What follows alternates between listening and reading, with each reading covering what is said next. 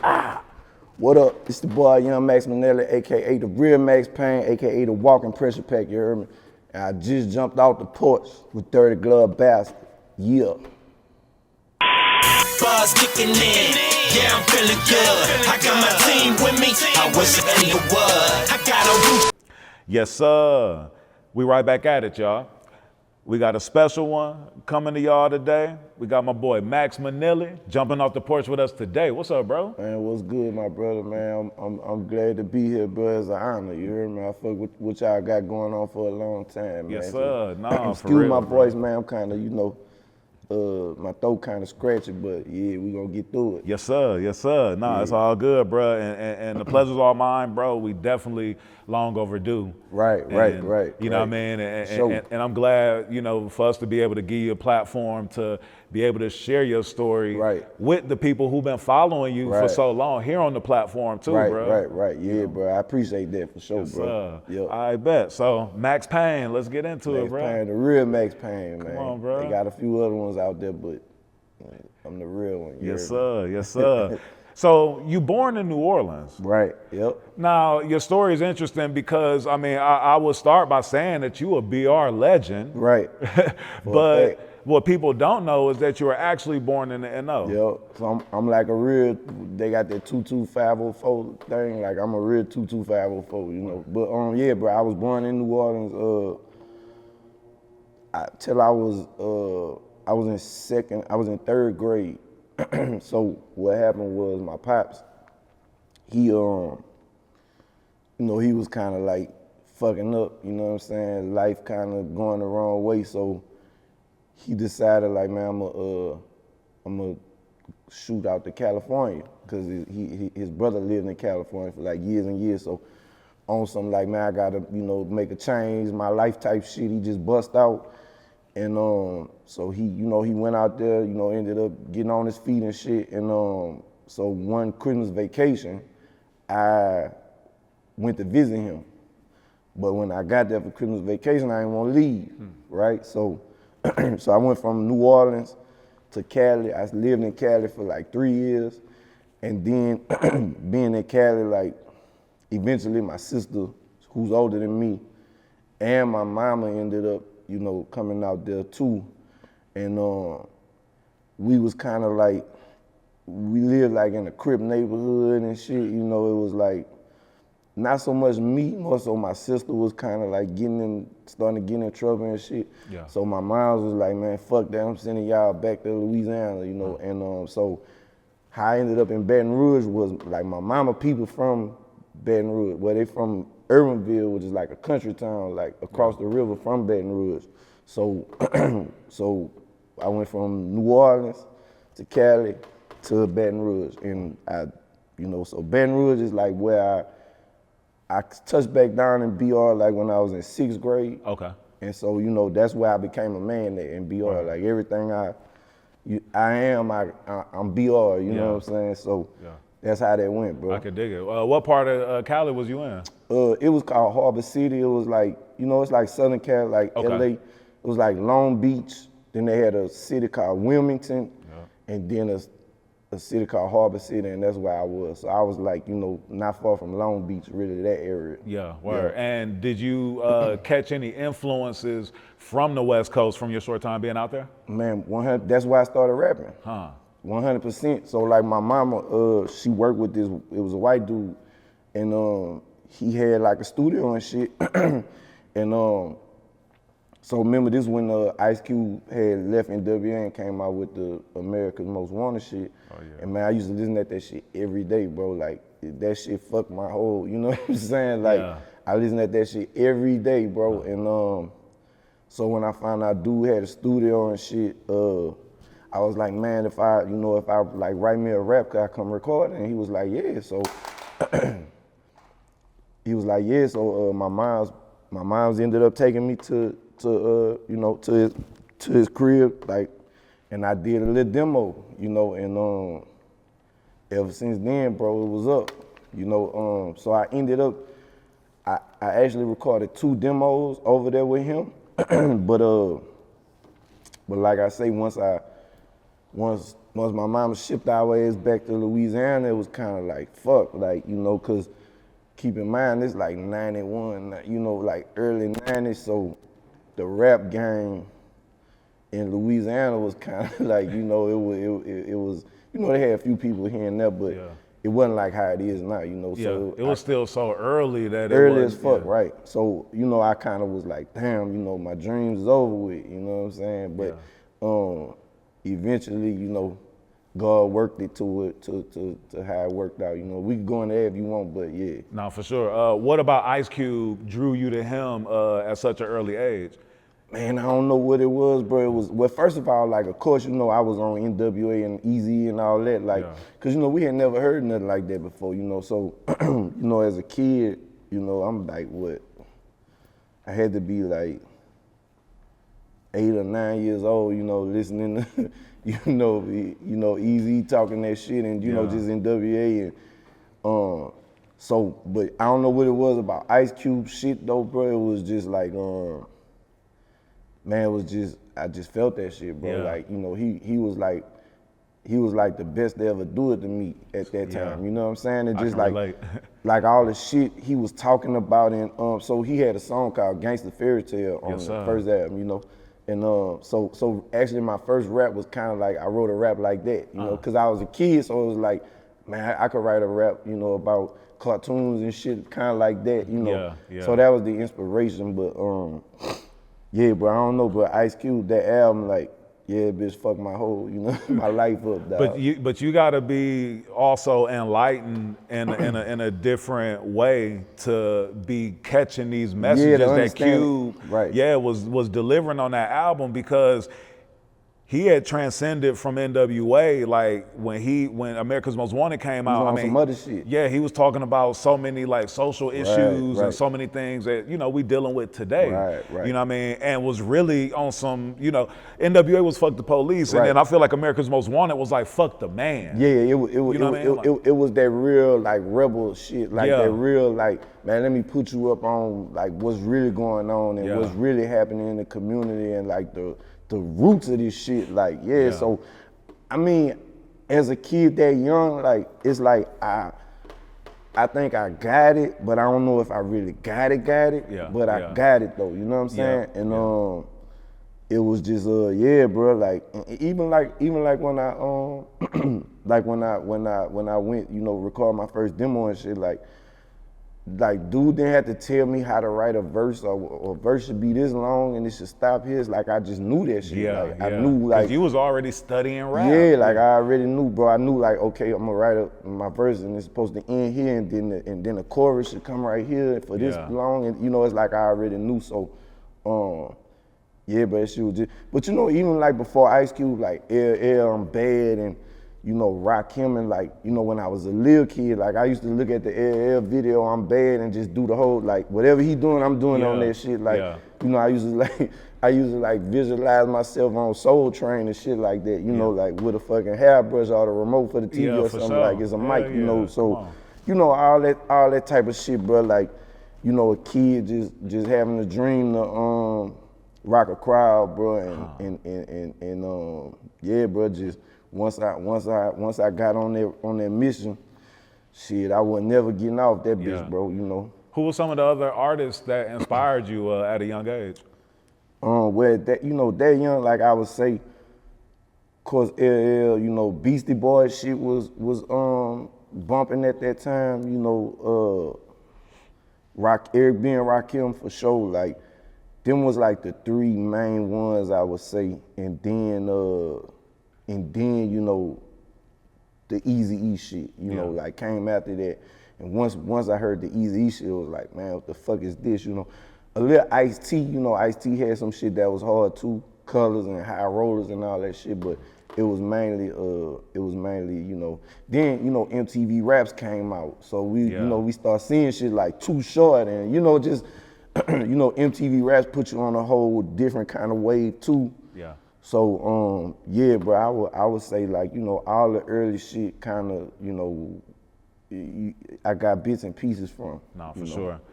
So you moved back, so you moved back to Louisiana. This time you move into Baton Rouge. Right. Now, kids never understand, you know, moving and having to uproot and do that. So to a kid, it's like, damn, I got to leave my friends, I got to leave my school, you know, Whole things life, like that. Bro. Yep. What was your attitude when you knew that you had to go back to Louisiana? I was depressed about that shit, bro. Like, it was like, fuck, bro, because, you know, I used to play football. I was real big into football. You know, I was on a football team that I had played for 2 years. And, you know, like you say, I had my friends. And, of course, you know, I had just started fucking with the rap shit. So I'm like, man, you know, I want to keep going, you know, to the studio and recording and, you know, just, you know, I just, as a kid, I just, you know, like you say, you rooted where you at. And you got your whole little life set up. And then you just get snatched out that bitch. And it's like a real culture shock. Because like I say, my people's in like a country town, like, you know, it was Baton Rouge, then, you know, you cross the river, it's like, you know, it's like I'm not even really in Baton Rouge at that time. I'm in a fucking country town called Urbanville, so it's like, damn, like, so, you know, you go from living in LA to this shit is like real culture shock, you know, so yeah, sure. It fucked with me, bro. It fucked with me for sure, like, you know, it took some adjustment. Nah, for know? sure. Yeah. What were some of the biggest differences that you know noticed when you moved back to Louisiana, when you moved to Baton Rouge? It was just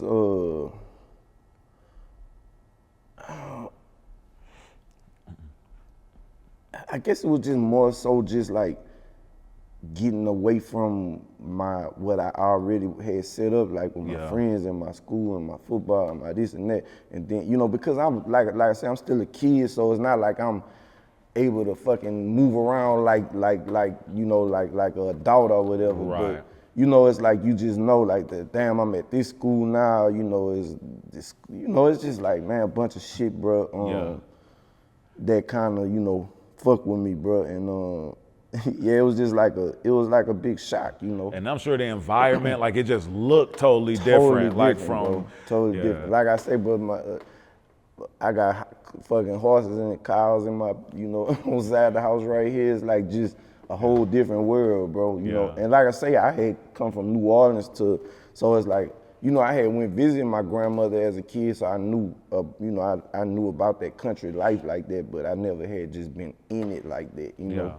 So yeah, it was different, bro. Word. And what type of person were you? What type of kid, teen were you? You know what I mean, when you were growing up and coming of age in BR? Yeah, well, shit. Once so like I had some older cousins, right? And remember when Crisscross came out? Oh yeah, for sure. So when Crisscross came out, they had that video Make You Jump, you know. So I was by my cousin, like with some of my older cousins, and we was watching videos or something. That video came on, and I was just like, man, them niggas can't fuck with me. I can rap better than them niggas, you know what I'm saying? Cause they kids, I'm a kid. I'm like, man, fuck that. I'm the best kid rapper, you know. Yeah. So them niggas like, man, you can't rap, you know.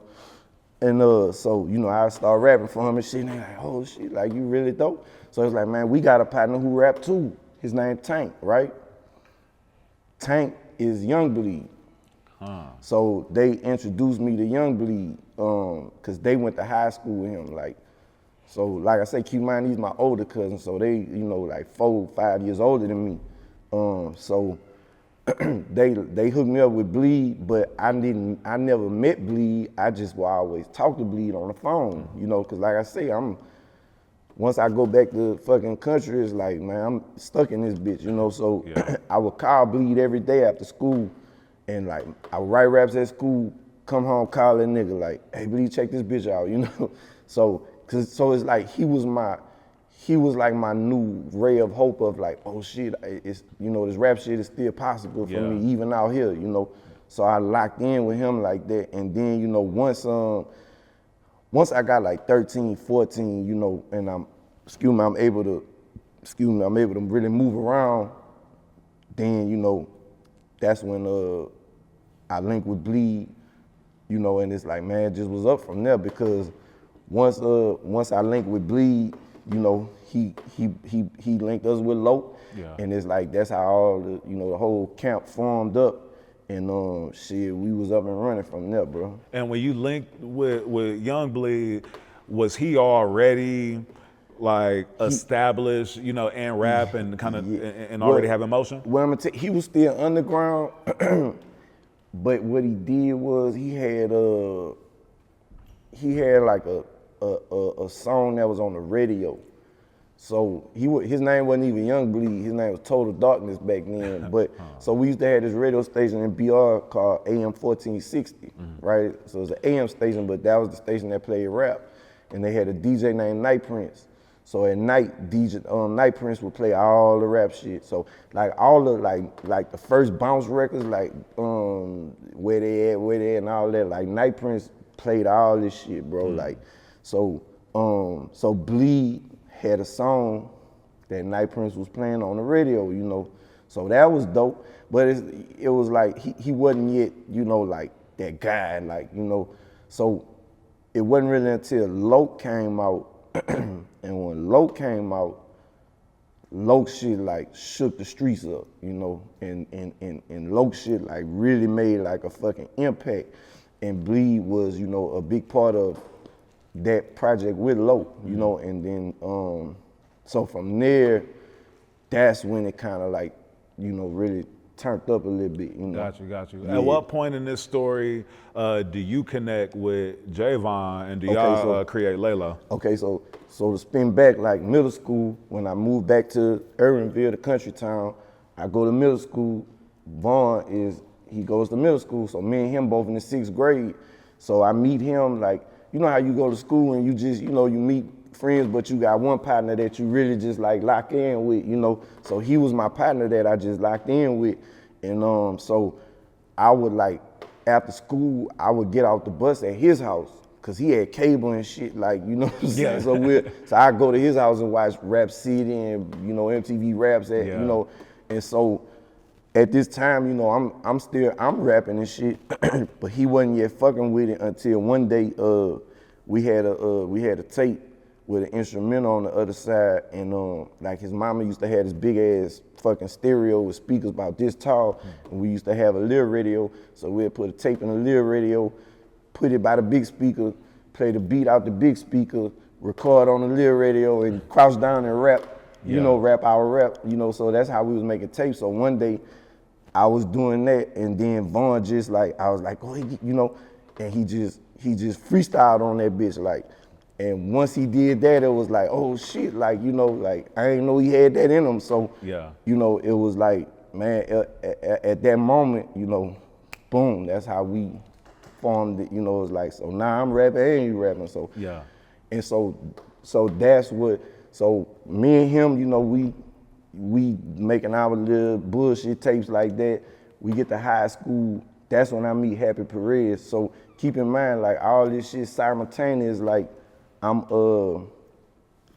me and Vaughn, I'm talking to Bleed, you know what I'm saying? And then I meet Happy. So, you know, Happy came to our high school and like, he Happy like a big Mexican, you know what I'm saying? So in Louisiana at that time, like they didn't really have Mexicans like that, you know? So, but you know, for me being in California, like, I was cool with a bunch of Mexicans, so I was like, man, let's go fuck with the essay, you know what I'm saying? And so he was sitting at the table by himself, and me and Vaughn we just went pull up on him, and man, you know, me and Vaughn, bro, all we did was rap, you know. So it was just like we talking to this nigga for a minute, and then we start beating on the table rapping and shit, and then Happy's like, he was like, damn, he's like, man, hey, man, you know, I got a little keyboard at my house and I be making beats, you know what I'm saying? So I'm like, so we like, word, like, for sure, like, man, we're gonna come check it out, you know? Cause keep in mind, bro, we just rapping off niggas' instrumentals on the other side of a single or something. So we don't know nothing about making beats or no shit like that at this time. So we, after school one day we go to Half House. And he got a little keyboard, bro, that bitch was this big, it was a Casio. Like literally this big. And like, man, the nigga was playing beats off that he made on this thing. And we was like, man, what the fuck? Like, you made these beats on this thing, you know what I'm saying? So, excuse me. So that's how that whole shit, like, so then once we figured that out, you know, so now every day we over here, he making beats, we rapping. We got like a karaoke machine now. We got a little mic, so we kind of stepping it up a little bit, you know. So Hap making beats, we making tapes, boom. Then one day, I finally met Bleed like in person, you know what I'm saying? Right, yeah. Like I was by my cousin and man, they came pulled up and so Hap Hap stepmama dad had passed away and left her a house. And so Hap was living in the house, and like his dad and his stepmom ended up like moving back to Texas. So we just living in this fucking house by ourselves. Right. We kids, right? Yeah. So we got the lab set up in that bitch. All we do is rap. One day Bleed pulls up over there, and so that's how me, Von, Happy, Bleed, that's how we all connect. Yeah. And then from there, you know, Bleed takes us to Loc, because Loc doing his shit at the same time. So it's like all this shit happening at the same time, and then it all connect like that, you know. Wow. You mentioned the radio station, you know, that was playing that was playing a local artist, and I know that was one thing that was instrumental in Baton Rouge early on was that the radio stations were supporting the artists. Right. Is that still relevant to this day? Today? Yeah. Nah, it's not as relevant as, you know, like once the radio got corporate and shit, and like I think iHeart might own the radio station, but for a time, bro, it was the shit. Like, so like I say, we had 1460, which was the AM, and then I think in like 1997, the dude who owned the AM, he had a FM station too, 94.1. He switched the AM to the boom, so a whole new station was created, but they was playing rap, 94.1, and you know, so like Night Prince, he eventually left the radio station. They had a dude named Juice Man. He was the DJ. Then he switched to 94.1, and then a whole like bunch of like DJs, Jay Tweez and Super Mike and Cat Daddy and, you know, DJ Marquise and whole bunch of dudes was on that radio station. And like at that time, bro, like that was everything. Like for local artists, like to be able to get played on the radio, it was the shit, you know, it was a big thing, you know what I'm saying? And so yeah, for some years, like eventually the dude Jay Tweez became the PD of the radio station, and he was like showing love, you know, he was like BR music was like, bro, half of the fucking, you listen to the radio today, you gonna hear half of this shit gonna be like, you know, major label shit. Yeah. The other half of the day gonna be BR shit, you know. So it was love, bro, but then eventually once, you know, the corporate takeover. Yeah, you know, radio kind of, you know, that shit kind of, it ain't as big as it was no more now, you know. Word. Is it true that you was in a group with Mystikal at one point? I wasn't in a group with Mystikal, but I was signed to Mystikal. Okay. Mystikal had a label called Big Truck Records. All right, so when Mystikal was on No Limit, you know, No Limit was in BR. They was based in BR, so they would come to Loc House and fuck with us, like a few of them, like Fiend and Kane and Neighbor, KL, and, you know, Moby Dick, and Mystikal. And Mystikal used to get his haircut by one of our partners named Deldrick. Like if you hear Boosie say, oh, the Boosie fade that Deldrick made, that was our partner. He was a barber. Loc, the one who, Loc actually bought Deldrick barber license. So he bought Deldrick a barber license, and the deal was supposed to be like, look, Deldrick, I'm gonna buy your barber license, and you gotta cut all our hair for free. Yeah. You know what I'm saying? So we used to go to the barber shop, but Deldrick used to line Mystikal up. He had braids at that time, but he used to line him up. So I'm going off on a tangent, but so Mystikal, he used to be at the barber shop. Me and Vaughn used to be up there, and we'll get in the car with Mystikal while he's smoking and just freestyling shit. So he really fucked with me and Vaughn, like he loved me and Vaughn, you know what I'm saying? So he always used to say like to Deldrick, like, man, if I ever get a label or whatever, like I'ma sign these niggas, you know what I'm saying? So couple years passed, whenever, you know, he left No Limit, and he had the whole like, you know, shake your ass and beware, and you know, he was like one of the top 3 rappers in the game at this time. He started a label called Big Truck Records, and he kept his word. Like Vaughn at this time was locked up, you know what I'm saying? So, but he came back and got me. He was like, man, you know, I said I was gonna sign you, so I signed with him, but nothing really came of it, you know what I'm saying? But yeah, I was signed to him for, you know, for a little while, yep. Word. Yeah. So going back to, you guys are at Happy Perez's house, everybody's in there on a daily basis, recording, you know, getting your skills up. Right. At what point did you guys know that y'all really had something? Well, like I say, when Loc, you know, okay, Loc had this album called Who's Gonna Ride. That was Bleed introduction to, like, Bleed was on a song called Never Say Die. He had like the sickest verse on the whole fucking album, you know, like everybody used to wait for that verse. He was on a song called, called No Mercy. He had the hook, you know. So Loc did his second album, called Whatever.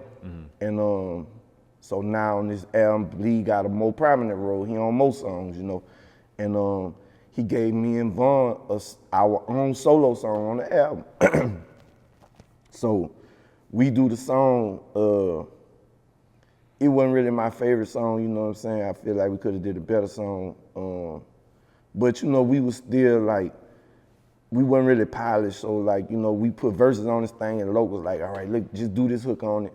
So, you know, it was cool, but people was fucking with it, you know what I'm saying? And then, so we, you know, Loc and Bleed doing shows, they the hottest shit in the city at this point, right? So, and we'll go open up every time. So it was like a whole little movement, bro. And so then Loc did an album, which was a compilation called The Concentration Camp.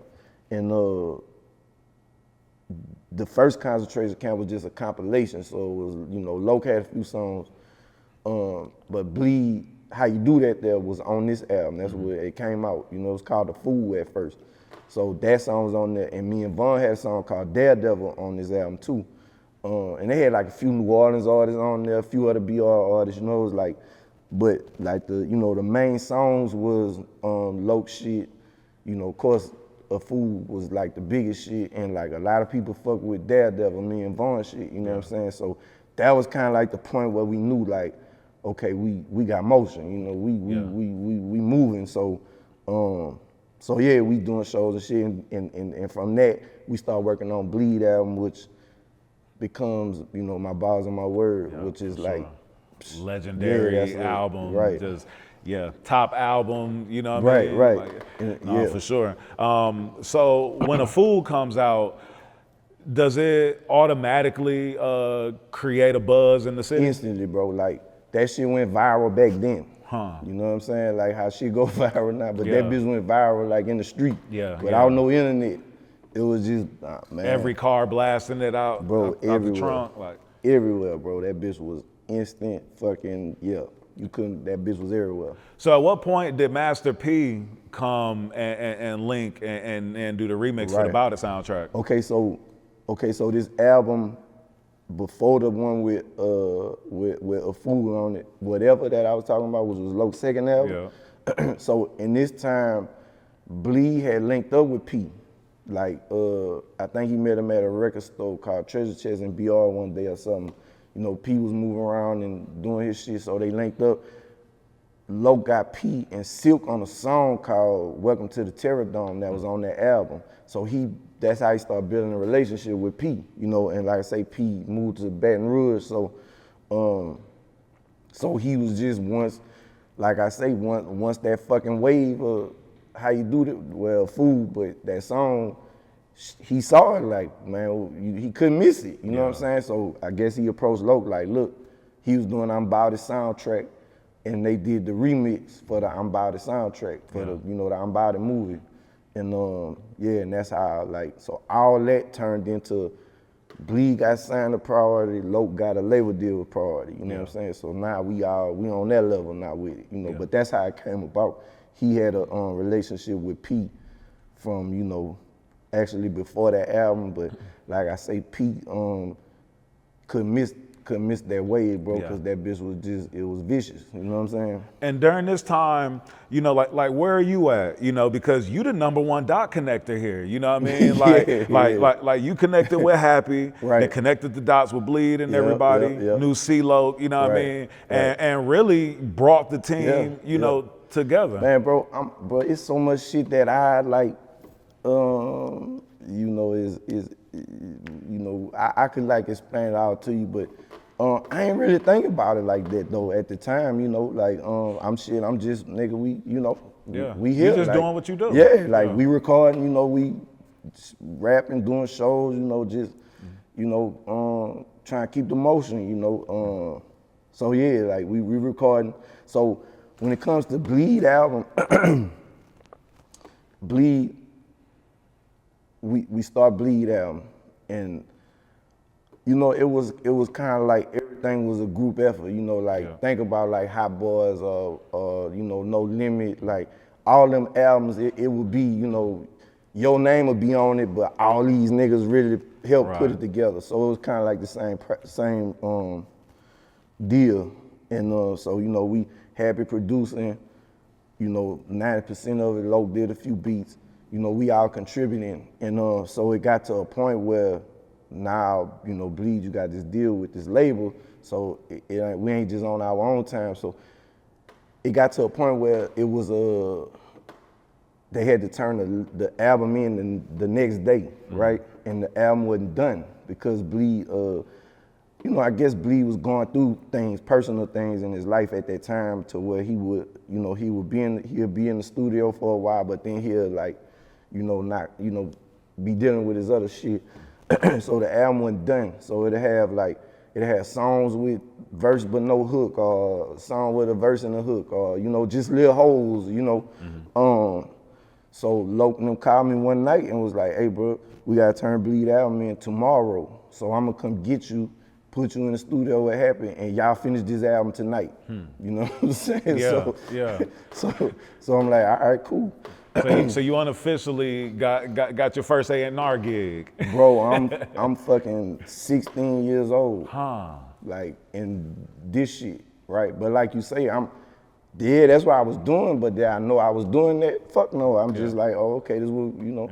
But it's interesting though, and I don't mean to cut you off, but it seems like your mindset, even from the beginning, when you break down just how things were put together, I mean, like you're a true producer when it comes to, you know, being able to put together systems, processes, you know what I mean, things like that. You know, and I'm like I say, bro, I'm not even knowing that. Yeah, it's kind of just like I was telling you with when I wrote my first rap. Like I just knew how long a verse should be. I knew where it should stop. Like with that shit, it's just like.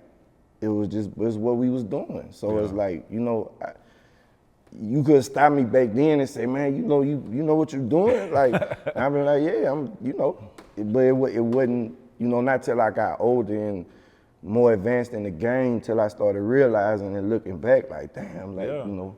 I mean, bro, like this is, you know, God rest his soul. This is like what Irv Gotti was doing, like on those records. You know what I'm saying? Like with Jay-Z and DMX and shit. Exactly. You know what I mean? Like this is, you know what I mean? This is what like people like Quincy Jones and people, you know what I mean? Like that's why I'm saying it like this, to like make sure that like even the people know. You know what I mean? Like I appreciate that, brother. Like your role in doing this, and and even how, like, you know, a lot of times, man, we come in these situations and we're kind of thrown in the fire, you know what I mean? And you might not know what you're doing. Like I was watching the Vince McMahon documentary, and it tripped me out how his pops just like threw him in the mix. And from that, he took a bunch of unconventional ways and was able to put it, you know, put it to use. But and it was and that like that's how we was rocking, bro. Like even like Loc, before we was fucking with Loc, when Loc put his shit out, and man, like for Loc to have a fucking CD in the store, like we was like, man, this nigga from Baton Rouge, but he got, you know, it was like, you know, it's kind of like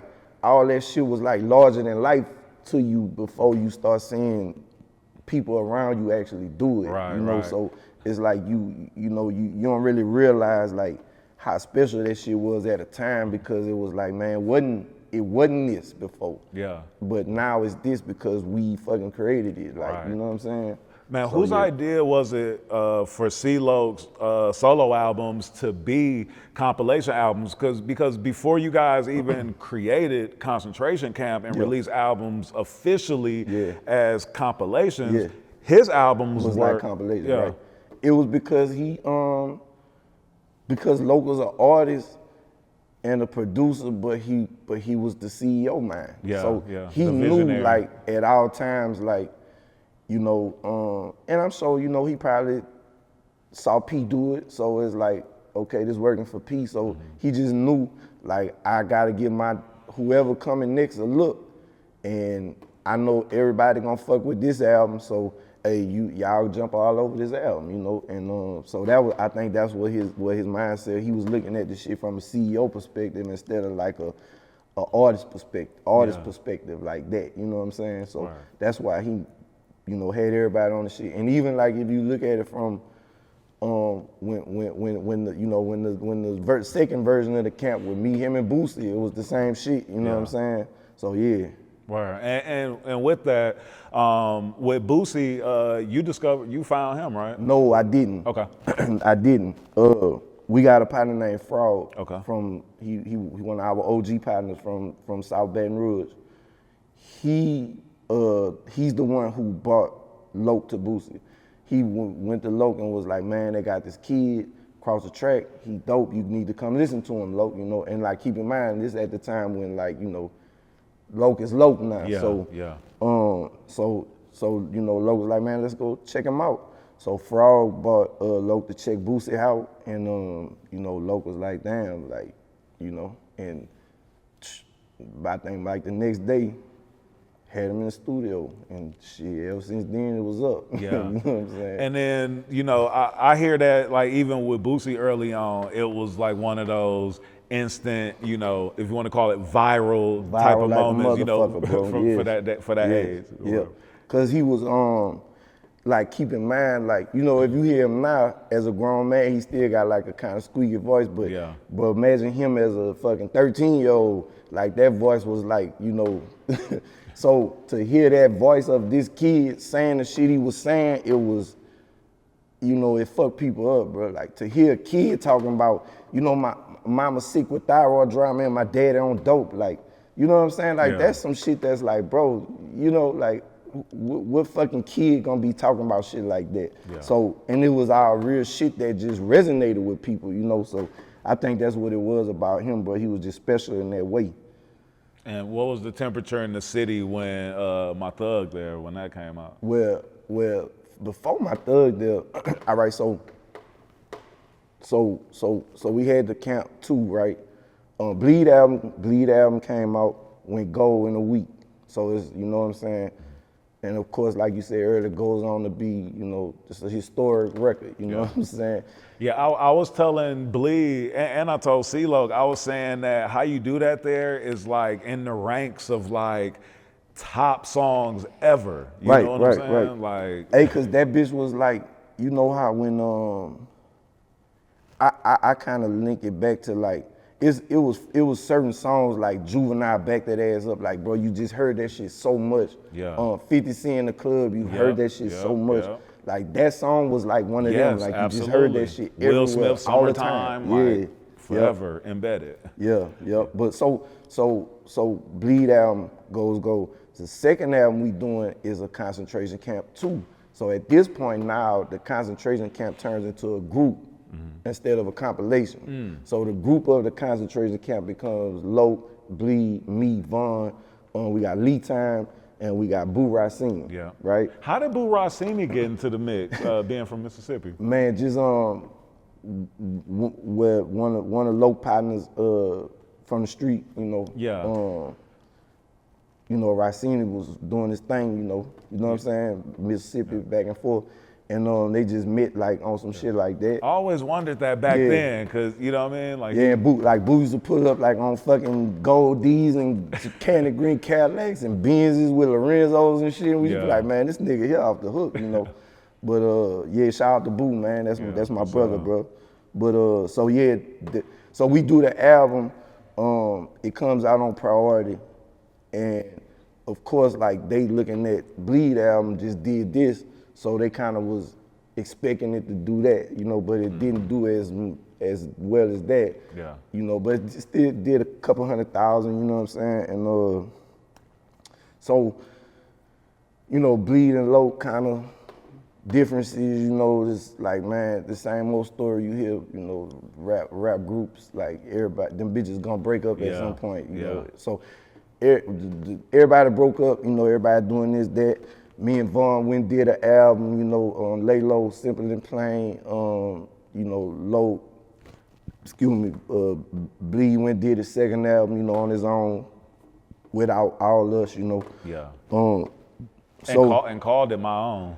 Yeah, yep. But it's crazy though, cause it looked like that, but he actually had that title before that. Yeah, that's what he was telling me. Yeah, but yeah, yup, that's crazy how it worked out like that. Yeah. But so you know, at some point, man, me and Loc, but it's crazy. I'm sitting on this porch. Me and Loc was sitting on the porch one day at his house on the steps, and it was like, you know, shit was kind of fucked up. You know what I'm saying? Cause we had been here, and now we all the way back here. You know, like, and that nigga Loc was like, man, he was like, look around, Max. Man, everybody living their life. They don't give a fuck about what we got going on. You know what I'm saying? So he was like, man, let's just stop worrying about what we don't got. Let's worry about what we do got. You know what I'm saying? And so, man, we just locked in. And that's when Boosie came and we did that album. And once again, viral. You know what I'm saying? When that album came out, bro, it was the Camp 3. Yeah. Thug Brothers, that was the name of it. And that was the one with me, Logan Boosie. That's the one with Outlaws and, you know, all that shit on it. Bro, you couldn't go nowhere without hearing that shit. Like, we used to go to the record store and they used to keep them bitches behind the counter because people were stealing them so much, you know what I'm saying? So, I'm trying, I can't remember the question you asked, but, you asked me about That's My Thug there. Yeah. All right, so yeah. So that was the first, the introduction to Boosie, whatever. And so the album after that was Loc. It's a gamble, but like you said a while ago, it's a compilation. It's really Loc, Boosie, and Max again, you know. And that's My Thug that was on. So yeah, at that point, bro, it was like, you know, back to square one. Yeah, it was just you know, shit was on fire, bro. What was it like, you know, what was your mindset when, all right, y'all up so high at one point and then you at this low point before, you know, while you in this peak, you know, or while you in this valley, you know what I'm saying, before the next peak, where your mindset at, you know what I'm saying? Because I know, like, when you don't have as much money, when you don't have as much status, you know what I mean? That's tough to deal with. Yeah, it was that, bro. It was like, damn, like, you know, and I was like, I was even more upset about it because I felt like, yeah, you know, Bleed did that and Loc did that, but, you know, I was there and I was a part of it, but I feel like I ain't getting my real shot at this shit. Like, so, you know what I'm saying? It was more like, damn, you know, but just, you know, trying to figure it out. Like, man, what we gonna do? You know, I gotta keep going some kind of way. You know, I'm gonna figure it out. And yeah, that's when, you know, me and Loc, we figured that shit out. Yeah, bro. word. You know what I'm saying? Like, we figured that shit the fuck out, bro. Like, you know? Yeah. So from there, you guys start working on Boosie's first album. Right. Yep. So we start. So Loc, Camp 3, Loc. That's My Thug. That album's called It's a Gamble. Now we're working on Boosie, because Boosie at this time is a phenomenon. Like, everybody waiting on this shit. Like, so yeah, we start working on his album. In the middle of his album, Loc get locked up. Right. So another setback. So once again, here go Max, the herb guy there, whatever, you know. Yeah, the multitasker. Right. Yeah. Right. So it's like, you know, Loc, like, man, Max, you gotta take Boosie to finish that album, bro. You know. So shit, I had to get Boosie, get the album done, get the album mixed, get the album mastered, get the album pressed up, get the album distributed. Yeah. All that, you know, so yeah. And for people that don't understand that, like, you're really, like, you're playing almost a manager role. All that shit. CEO, artist, fucking, yeah, all that shit. Wearing every hat in the company. Yeah, but like I say, it was just, that's how we came up. So I didn't look at it like, you know, oh man, I'm doing all this shit. You know, I didn't know I was doing all them jobs. You know, I just was doing what we do. You know what I'm saying? What they say, like every team needs a glue guy. Like they call it, you know what I mean? Like the person that like keep it together, can keep the camaraderie of the team together, can handle business if and when needed. You know, all of that. So I was like, you know, Loc knew he could count on me, like to, you know, run the plays. Like he, you know, he'll call me and be like, man, look, this what we need, this what I need done, and I just do that shit. You know what I'm saying? And and then of course Boosie shit come out, you know. But by Loc having to go sit down for them 3 years, you know, he didn't want to hold us, keep us, you know. So with him being away, like he let us, you know, be free to do whatever we wanted to do. And that's how, you know, that's how Hatch ended up with Trill. And, you know, I just chose to just keep doing my own shit. You know, I put my own shit out. Nah, for sure. And so then at this point, you focusing on yourself. First time really in my life I'm focusing on myself. Yeah. You know and then you drop the Me and My Hustle album. And you get a nice buzz from it too. Right. I had that Do Your Thug thing on that bitch. Which that bitch went viral too, you know what I'm saying? So that was that was love, bro. How did that feel, achieving, you know, like being like, all right, I'm finally betting on myself, and then being like, damn, all right, people actually people fucking with me. All right. It was like you know, it was like that was that feeling that I had been looking for, like, cause it's my shit. Like, you know, it was always, like I said, it was Bleed shit, it was Loc shit, it was Boosie shit, it was they shit, it was that shit. But this was my shit, like, so. You know, it felt great, bro. Like to go in the club and they turn that bitch on and everybody just fucking go stupid. Like, I was like, like, you know, it was fulfilling, you know. Nah, for sure, for sure. Because doing all these selfless jobs, you know what I'm saying? Because they truly are. You know what I mean? People might appreciate you, but you know what I mean? Like we men, we running around 100 miles an hour, so you don't get those thanks, I appreciate you, those, you know what I mean? For sure, bro. Nah, man. So, when did you, like, with your solo career? Cause what was the next song that you had that like the Get Served? Like that song, like really created a buzz for you too. Well, I had I did Me and My Hustle, then I did Max Payne. That was my next album, Max Payne. My third album was called I'm All I Got. And on that one I had like the remix of Thug Thing with Mystikal on it. Because that was like, in that time I was signed with Mystikal, you know, Mystikal had got on the remix of, cause that was gonna be my single with him. But when that shit fell apart, like, you know, I just ended up with the song, like he let me take the song and I'll put it out on my own shit. So then I had an album called That Boy. I was that boy for Drake. You know what I'm saying? I had an album called That Boy, and I had a song called Do Something and Nerves Bad. And them bitches was like, you know, they like anthems, you know. And then the Get Served came after that. So that was when I had the record with Power Wall. That bitch went, you know, went crazy like on radio, you know what I'm saying? So that was like 05 though. Nah, that's what's up. And then you and Happy Perez were working with Baby Bash on his project, right? Man, we was working with Bash, Southpaw Mexican. We had a group called Lone Star Riders. We did a bunch of shit, bro. But like you was on my favorite song on that Smoking Nephew, project. Yes, sir. Yeah. That's what's up, bro. I appreciate that. But like Hap. You know, when Hap had moved back to Houston and he linked up with Southpaw Mexican and shit, and Southpaw Mexican had a fucking movement, bro, like, you know, and so, you know, Hap got in with that and started working with all them, and and Bash was, you know, coming back from California and in the mix with all that, so that's how we all like, and we formed a group called Lone Star Riders, which was Bash, me, Southpaw Mexican, Lil G, Rashid, Russell Lee, and I think that was it. And you know, of course, Hap was, you know, producing it.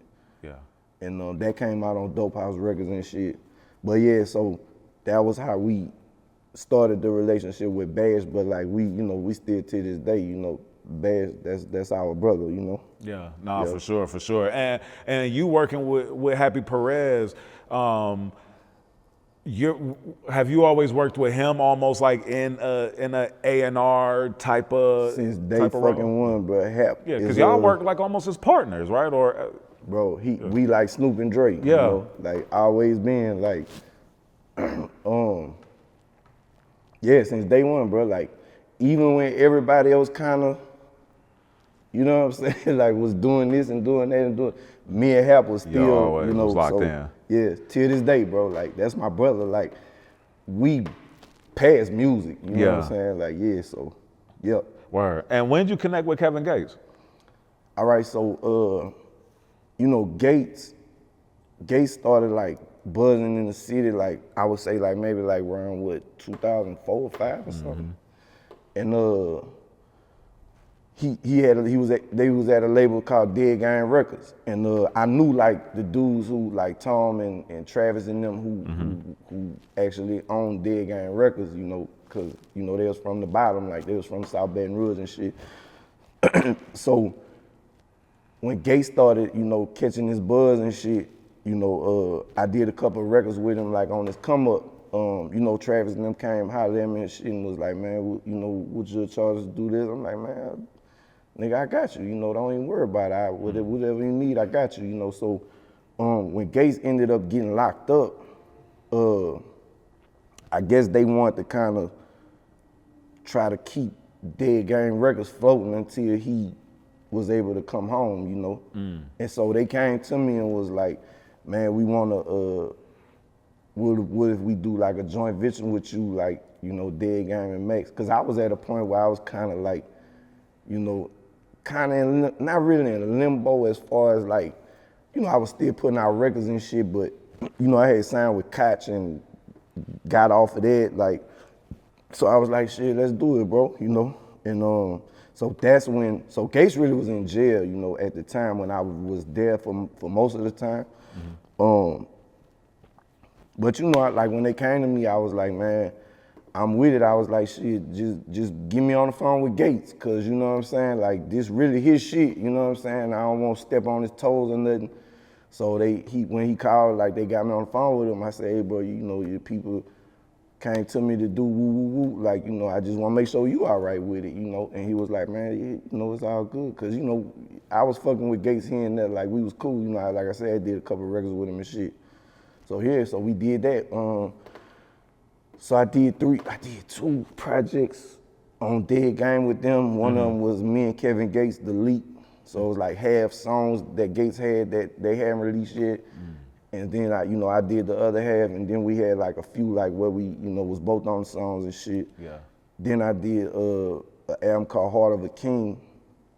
And that I had the song Can I Help You on there with me and Level, which was, another one of my ones that, was big, and then Gates came home, and then once Gates came home and, they family, bro. I'm cool with y'all, but I ain't come up with y'all like that. So whatever issues they started having, I kind of was like, hey, bro, I'm gonna let y'all deal with them issues. I ain't finna get in the middle of that. So I just let them, But shout out to Dead Gang, bro. Tom, Travis, E, Gus, all them niggas, bro. I love them niggas to the day, And shout out to Gates, everything Gates went on to do. Shit, he put on for the city, bro, and he one of the most talented artists to come from our city, you know what I'm saying? Nah, for sure. Man, Baton Rouge has had such a long-standing history within the hip-hop culture. It's amazing. Right. You released a documentary, right. Diamonds in the Dirt, where you tell the story of the Baton Rouge hip-hop scene, stemming all the way from the 80s, from the beginning of hip hop, you know what I mean? Why was it so important for you to share this story? Man, because I felt like you just said, like we responsible for so much shit, like whether it's our own artists or our own thing, or it's like, you know, people came, you know, borrow shit from us, and you know what I'm saying? So I was like, you know, I think like I'm like one dude in the city who like is really like neutral to everybody. Like I fuck with everybody, bro, and I'm like a dude who,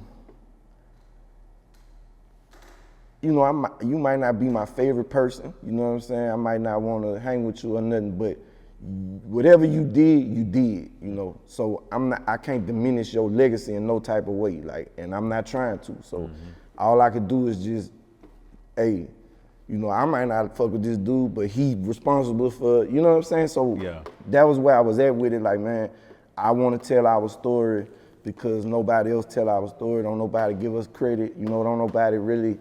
And then, you know, a lot of the artists who kind of made it to another level, I guess they really wasn't worried about telling the story. So, you know, they was worried about, you know, their own thing. So, man, I got with my partner Matt right there. Shout out Matt, and we kind of both had the idea at the same time. You know what I'm saying? And Matt was heavy in the film world. Like, you know, he had worked on multiple films. Like when they was shooting a lot of movies in Louisiana and shit, like big movies, you know, everything. He the one put me in the movie with Making Good, you know, so so when we talked about it, you know, it was like, man, I'm doing this documentary. He like, man, I'm starting to work on a documentary too, so it was only made sense for us to, like, man, let's just come together and do it together, you know, and so like you say, we went all the way back to 1985, like, there was a lot of shit that I learned from doing it. I didn't know they had niggas rapping in BR in 1985. You know, I knew about Kuiper in like the 90, 91, and I knew about Nero in the early 90s and shit. But so, you know, once we went into it and started like, you know, really putting it together, bro, it's like, it was a lot of shit and a lot of pieces and a lot of people responsible for, you know, putting a brick in the building and building, you know, the our culture and our city, you know what I'm saying? Nah, for sure. I think it's so important for these stories to be told in the way that they are, of the quality that they are, right? As eloquent as they are, because it's so dope, like, to see the elements from New York and LA and all, you know what I mean? Like being in Baton Rouge as well, and other cities as well, as we uncover these stories. So for me, like when I was seeing, you know, Nero and or seeing the artists like from, what was it called, the Jig era, you know, just seeing like, okay, like there's a true hip hop era, a breakdance era, street era, a dance era. You know what I'm saying? Because it was like a thing where, you know, like early on, it's like you just, what you see on TV, which is New York or LA shit, mainly, that's what you imitate, you know. But at some point, when niggas in our city started doing it and niggas in our city started being successful, like, we started getting to a point that we like, man, fuck doing what they do. This what we do. You know, this how we coming. So we started to actually build our own thing. And that, you know, and that's, like you say, that's like the evolution of everything from, like niggas was breakdancing and sounded like Run DMC at one point, but now, nigga, we jig and we got all this shit, you know what I'm saying? And, you know, young boy, like, name a young artist right now that don't want to sound like young boy. You know what I'm saying? Like, so real. I mean, he's you know, maybe not questionably, one of the most influential artists in the rap game. Right, exactly. Yeah. You know, and young boy is like a child of Boosie and Kevin Gates. You know what I'm saying? Yeah. You know, Boosie and Kevin Gates is a child of Young Bleed Max Minelli. You know what I'm saying? So it's like, that whole shit is like a thing where it's like, you know,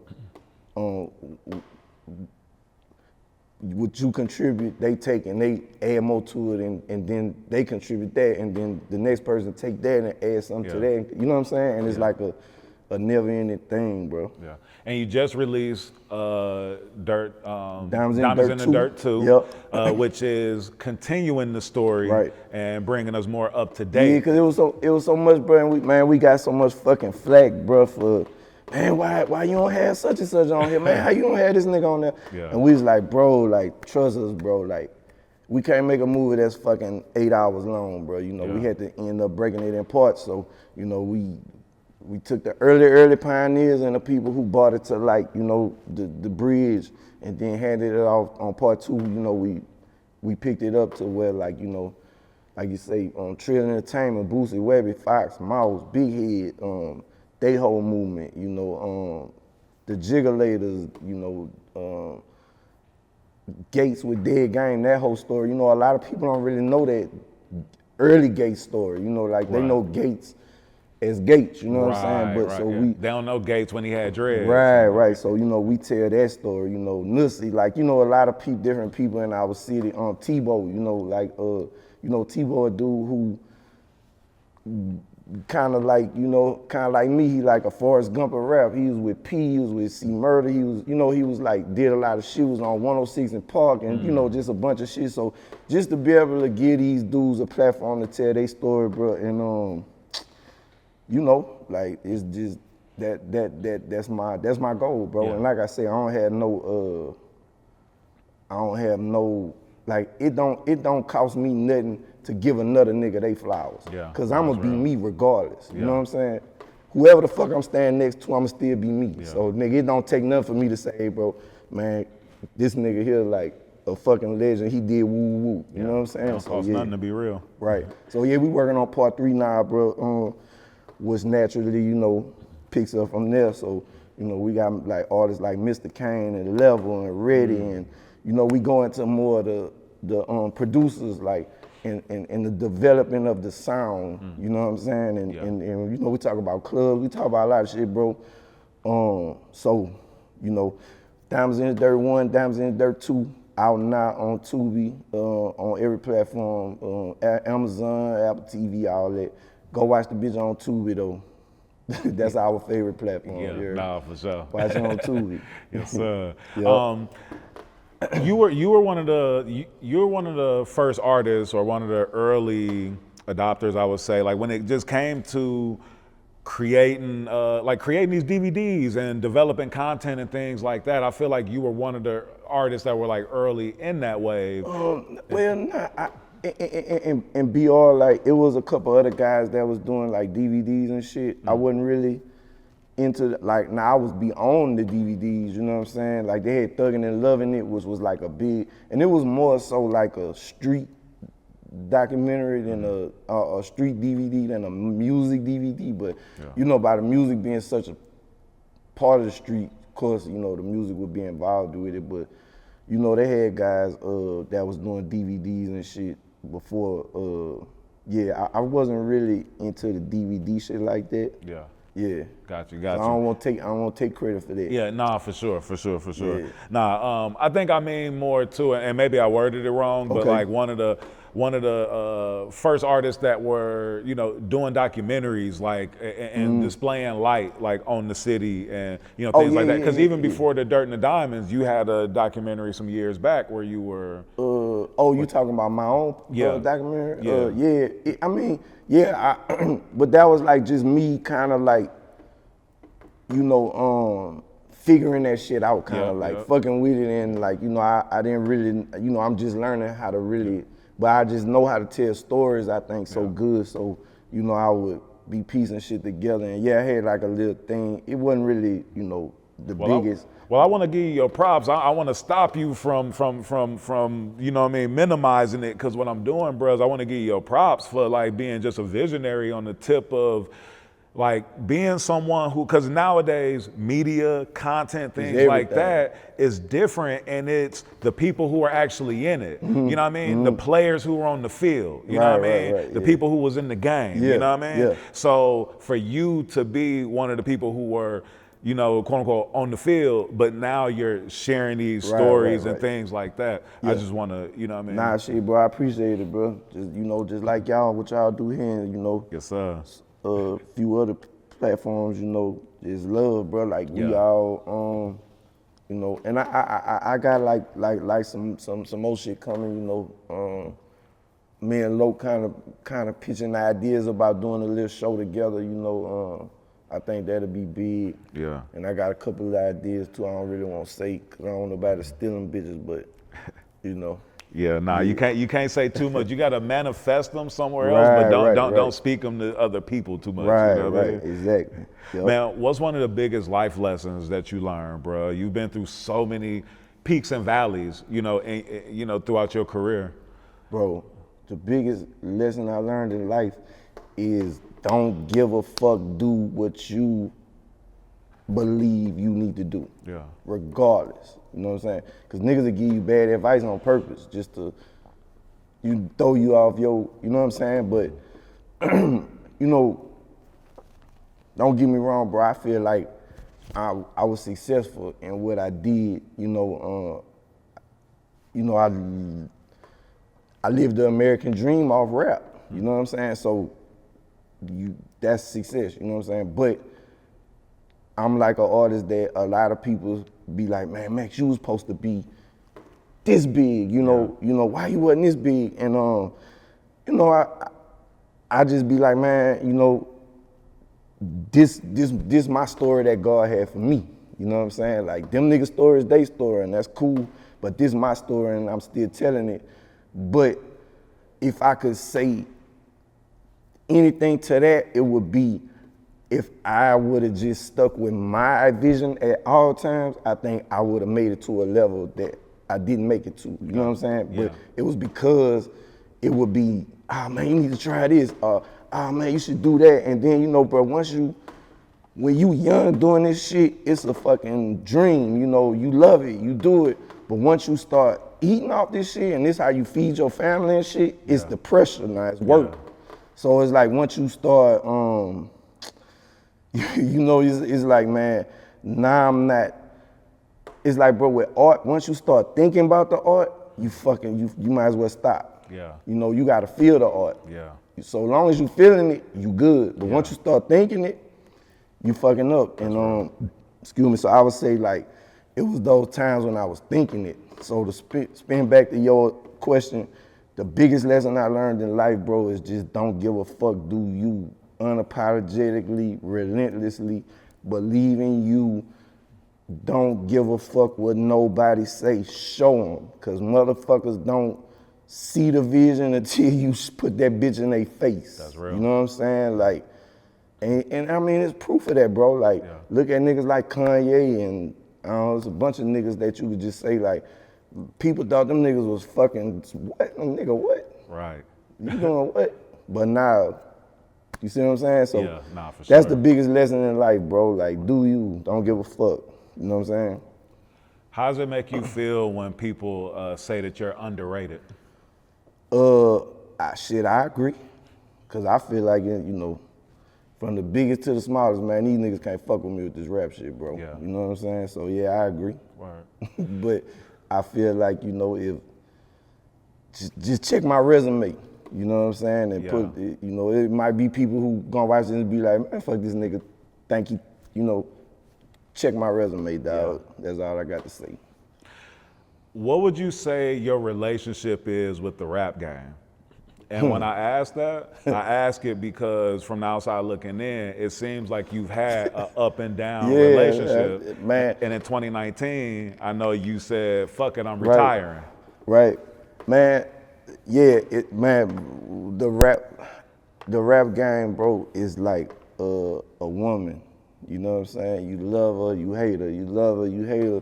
Man, fuck this bitch, I ain't never, but you just can't leave her alone, bro. You keep coming back, so it's like that, bro. But I'm gonna tell you this, like, I did, and, retired like rappers do, not long.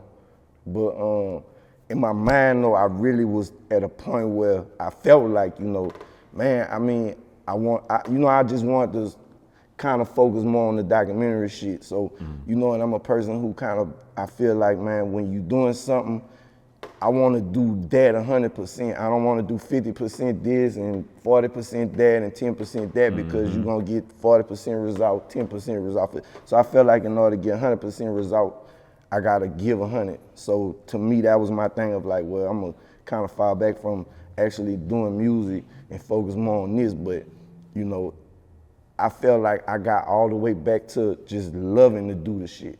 Yeah. You know, so it ain't no pressure no more. It's like, I really don't give a fuck now. It's like, now I'm all the way back to like, man, I'm doing me. So if I let you hear the song and you say, I don't know about that bitch, man. All right, cool. But you fuck with it, you don't, cool. It don't matter to me because I'm doing it for the, you know, just for the love and the fun. So I guess you would say I'm back with her, bro. Huh. So you're back with her. You faithful? I cheat on her a little bit with the film shit, bro. Yeah. I can dig that. I feel like the film industry is like the new rap game. It's a branch out the same tree. So yeah. Now, because now like the independent filmmakers can do their films just like in rap, like how you know you could put out a mixtape, throwing on live mixtapes back then. Right. You know, all hey, that. bro, I want to send a shout out to any niggas who push shit to the finish line, bro. That's to us, bro, like we just all about pushing shit to the finish line, bro. That's who I salute and that's who I give hats off to, bro. Like, niggas, shit might not be the best quality or might not be the best story or might not be the best sound or whatever, but man, them niggas push that shit to the finish line, bro. Nah, for sure. And this niggas who technically the best work-wise, but they can't push nothing to the finish line, bro. So, you know, that's what it's all about to me. Nah, for sure. And I use that type of I use that thought process to even push myself, you know, a lot of times because there's a lot of ideas that I have that at times I think it has to be the most polished, and I'm like, damn, I should just go do it. Yeah, just you know do it. I mean? Yep. Cause you start thinking about it. Yeah. Once you start thinking about it, but when you just feel it, man, just while you feeling it, just do it, bro. Yeah. You give too much time to let that fear sink in. That shit be like one little seed, and once that bitch plant, it grow weeds. You know what I'm saying? Weeds grow. That bitch will be not here today and be this tall tomorrow. You know what I'm saying? So sure. Watch out for that. Man, you and Young Bleed dropped that Better Than the Last Time video. Yep. That song was a classic back when the album came out. Yep. And then just created such a buzz when y'all dropped the video. What made y'all do that? Man, so my partner Matt with South Coast Coalition. He was doing a compilation called Third World 3, and he had a song that he wanted me and Bleed to get on. Now, keep in mind, this is the first time me and Bleed on a song together in like 20 years, right? So we did that. We did a video for that, and we linked up, and like me and Bleed, you know, me and Bleed hadn't really talked like for a while, you know what I'm saying? And so we was just chopping it up in the car, and we just was talking about a bunch of shit, and Bleed was like, man, you know, we should do a video for that Better Than the Last Time. And we said so, I was like, ooh, boy, you fucking right, we gotta do it. You know what I'm saying? It just made sense, bro. And so, man, we did that bitch, bro. And I wanted it to feel like it was 97. You know what I'm saying? When that song came out, you know, or when that song was made, rather. So yeah, we put it together, bro. And I've been seeing niggas doing videos now from songs that's 20 years old. Yeah. Man, we started that, bro. Yeah. You know because Juvie Juvie recently did 400 Degrees. Yep, shout out to Juvie. I seen I think 36 Mafia did one recently too. Yeah, they did. But you know, it's like, bro, when back then, you know, videos, like, man, you had to have like $100,000 at the least to do a video. So there's a lot of songs that deserve a visual from back then that just didn't get the visual, but now since, you know, videos, like, we could shoot one in this bitch right now, you know, it's like, man, why not? Let's do it, you know. I hope that becomes a huge trend, bro. Right, I would love to see, like, some of my favorite songs create as visuals. Right. Speaking of 36 Mafia, you was on the song Don't Start Nothing. With C-Loc. Yep. But, you know, back in that time, 36 Mafia features were super rare. Yeah. Do you remember, like, were you in the studio at that time? Do you remember working on that song? Or do you remember I wouldn't have. Well, Loc had went to Memphis, and but man, Loc just used to fuck with everybody, bro. Loc was one of them dudes, bro, that are like, he'll just get in a car, bro, and drive to anywhere, Detroit. You know what I'm saying? Fucking Florida, Texas, wherever, and he just the network king, bro. Like he just know how to network, and so he already had a relationship with 36 Mafia. You know what I'm saying? So he drove up there and cause you know that at that time that was sipping on some scissor and all that shit. They was like super hot then again, you know. So I wasn't with him when he went, but when he came back, you know, he was like, man, look, I got these verses, and then me and him kind of sat there and put that song together. You know what I'm saying? Yeah, word. I can dig it. The song 96. Yeah. You and Paul Wall, Ellie Dollar. Yep. Yeah. Shout out to Les and Paul, man. Once again, me and Hap just in the studio. Hap got that beat, pulled that beat up, and I came up with that hook. We screwed that bitch. I put a verse on it, but I kind of left it. You know, I really didn't know what I was gonna do with it. And you know, Hap, like, he called me one day and was like, hey bro, like, you know, remember that song you did in 1996? Yeah, he said, man, let's give that bitch to Les and put Power Wall on it because, you know, it's more they style, you know what I'm saying? Then I could put it out, but it's, you know what I'm saying? It'll be accepted better from them. So I was like, shit, nigga, let's do it, you know what I'm saying? And so yeah, that's how that went, bro. Word. Yep. And then I know we mentioned South Coast Coalition too a few times throughout this. That's my white brothers, man. No, shout out them. So you did a follow up to the Both Sides project. You did Both Sides too, yep. where you did a collab with them. Yep. Can you speak on that and like how that came about? Yeah, it was. I mean, like, man, you know, like I say, bro, Matt and Brock, like, you know, we just been rocking for so long. You know what I'm saying? We done so much shit together. So I can't remember, like, I think Matt might have hit me one day and was like, man, let's do because they had already did the one with Boosie, you know, and that was super successful and shit. So when we hit me, I was like, man, shit, it's fucking right, let's do it. You know what I'm saying? And we knocked it out, but you know, it was just like I say, but it was, you know, it was just like another day because we already just had done so much shit together, you know what I'm saying? Yeah. Yep. Word. No, I can dig it. And then another song that I really like with you and Kevin Gates in the building. Yeah, yep. That was when Gates came home, and that was the first I think it was called. I don't know what to call it. Was that was the name of the CD? That project. Yeah, project. Yeah. Mm-hmm. So that was his first one after he got out of jail. So. I had did, the first song I did with him was that, Fuck It, They Could Hate. You know what I'm talking about? We gonna talk about it. So I got on that one, and then one day I came in the studio and he was working on Baddies in the Building, and he was like, man, you put a verse on this bitch. So I just put a verse on that bitch. Like, as simple as that, bro. You know what I'm saying? Wasn't no big story behind it. It was just, they came in that bitch one day, and that was it. Yeah. Yep. Nah, that's what's up, man. What you working on right now, bro? Man, so Diamonds in the Dirt 3, I'm working on. It's gonna be coming soon. I just did a documentary for Brandon Bass, you know, former NBA player, Brandon Bass from Baton Rouge, about his life story. That's coming real soon, like next month. And man, music, I got some new music finna drop. You know what I'm saying? The project called Don't Feed the Animals. So I got that coming, bro. And I plan to do I plan to do like a lot more music this year, you know. So I want to drop like about 3 or 4 projects this year. You know what I'm saying? But yeah, bro. So that's it, bro. Watch Diamonds in the Dirt 1 and Diamonds in the Dirt on Tubi.